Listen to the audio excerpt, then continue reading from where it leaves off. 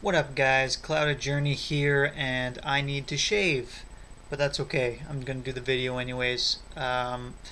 It's gonna be a contest entry. This is for Vincru12000.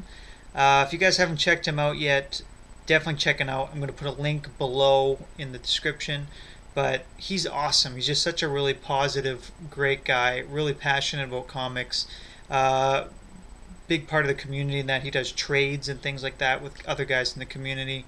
And he's already, this is his 150 contest subscriber video. He's already at 218, I think I just checked. So um, he comments on my videos more than almost anyone too. So I got to give him some love for that. He's a big supporter of mine, so I appreciate that a lot. And definitely check out his channel if you haven't. So his contest, he wanted a couple things. I'm kind of going to go out of order here. First, he wanted a couple YouTubers who maybe aren't getting enough love and deserve some attention because they're doing good things. So I'm going to shout out Tim Merrant here. He's a guy I just subbed to recently. He's only like under 50 subs, I think, but he's got a cool channel. Shows off some of his books, his favorite books and keys and stuff like that. Only a few videos, 6 or 7 videos, but check him out because he's actually really good and got some interesting stuff to say about books. And the other one was Kurgan Wins, who, same thing, just a few videos, but worthwhile stuff, worth checking out. And has some good things to say as well about his books.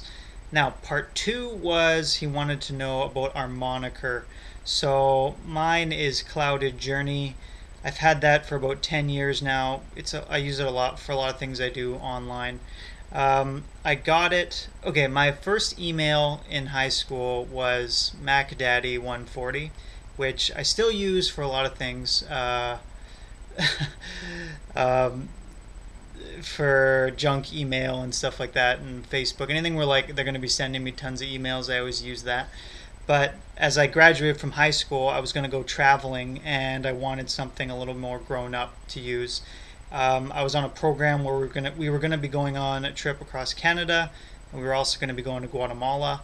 And I'd never done anything really like that for that long. It was a whole year, and it was kind of a weird thing I was going into. So I literally I found the program online. I didn't know anyone who did it. It was based out of Manitoba, which is like 3 provinces away. And I got on a flight. Like, I'd signed up. I talked to one person on the phone, and I was on a flight. And I had no idea if anybody on the other end was going to pick me up. They were supposed to be there to pick me up, but I had 0 connections with Manitoba, and I have 0 connections beside this one phone call and paying them this money. So it was pretty nerve-wracking experience, flying over there and hoping someone's going to show up. And of course someone did, and everything turned out all right. But it was just a big part of my journey moving forward in life. I had a harder time in high school. I didn't enjoy high school that much. I felt really stifled there. So getting out was really exciting for me to move forward with my life as an adult and growing and all that. So I was going on a clouded journey is how I felt. Like I was just going up into the clouds, away into this new world I didn't know about, outside of sort of that small high school community that you live in, into a great big exciting world. And I feel like I'm continuing on that journey always, so I've kind of kept the name, and it's worked. So that's that. Now, third part of the video was he wanted to know our favorite stories in comics. He talked about one from Amazing Spider-Man, which is also, I had just read that story recently, and it is a really good story about Spider-Man just being pushed to the brink, not believing himself, going up with a real titan and coming out on top, and kind of being caught off guard at how capable he was and how strong he was. And I think the background of that story is how Spider-Man's a lot more powerful than maybe he even knows. He always kind of thinks of himself as the kid in behind, so I really like that story. So I got 3 here I'm going to go over real quick. Let's start with a more recent one. Actually, well, there's another even more recent, but this is Invincible Conquest storyline. So Invincible starts out really lighthearted and fun, and it kind of gets to this at one point. So it builds that there are moments of violence and stuff, but in this storyline, A guy named Conquest, who's from the same race as Invincible, comes and just wants to fight him and kill him, and Invincible is totally outmatched. And he wins the fight with a little bit of help from friends, but basically with pure will over his opponent. And I love that even though he's outmatched and he's beaten down terribly, he out of pure will and desire to live and win the fight, he ends up coming on top. So in this story, it's like incredibly violent art. I'll show off some of it here. His spoiler alert, his girlfriend gets stabbed through the heart here, or through the stomach, by the bad guy's name is Conquest, and he's just incredibly violent and evil and loves to let loose and destroy other cultures and destroy other people. And he's pissed off this guy's bosses, so he's coming. He's just given free rein to do whatever he wants to Earth and take over Earth by any means necessary. So Mark is the main character. Invincible loses it and ends up defeating him. But the character moves on, and there's more. But that's one of my favorite Invincible stories. What else? I got Daredevil, Mark Waid's run. I'd never had any interest in Daredevil until I read these books. Maybe, like, it wasn't that I didn't like them, I just had never really read a lot of old stuff, mostly because I didn't think the character seemed that interesting. Something with the blindness, I think, makes you think he's sort of a weak, lame character.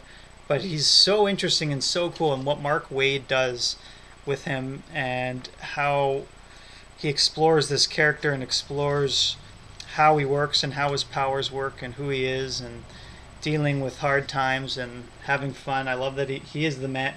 He really takes the man without fear thing to the extreme, and he's always jumping into situations and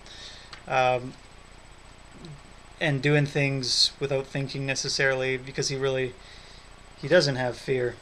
But this is the first volume of it. I could probably pick any of the storylines in this run, but it does start off really strong, so I'll go with this and where they go with it. But this storyline's really good. He helps defend this other blind kid who's fired for unjust reasons from his job, and Daredevil helps him out, as well as Matt Murdock helps him out as a lawyer.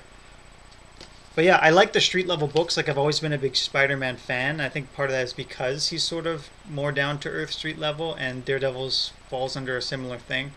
But yeah, it's just really interesting what he does with the radar vision and everything, and I've really enjoyed this run. So I don't know if that counts as a story, but yeah, this first volume and basically this whole run that Wade's done has been awesome.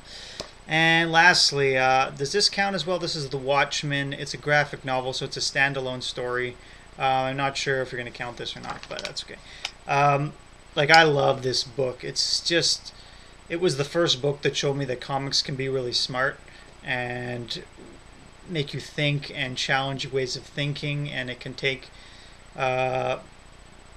something that you've known in a certain light and totally flip it on its head. It's the first I ever read about alternative heroes, and I really like alternative hero stories, like things where they take these archetypes and mix them up and do different things with them, like Deathmatch I'm reading right now, which I really like.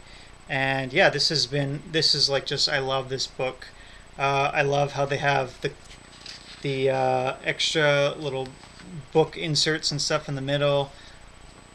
I love how they have all the symbolism around the clock and time and ticking and the death clock and everything circular, and it's just, I find it just genius. It's a little bleak, and I actually like my comics more positive generally, but man, it's just so smart and so good, and I really love it. So this is one of the big things. This was the first graphic novel I ever bought, as well as this really was a big part of what kicked me off into getting into comics really more hardcore. So love The Watchmen.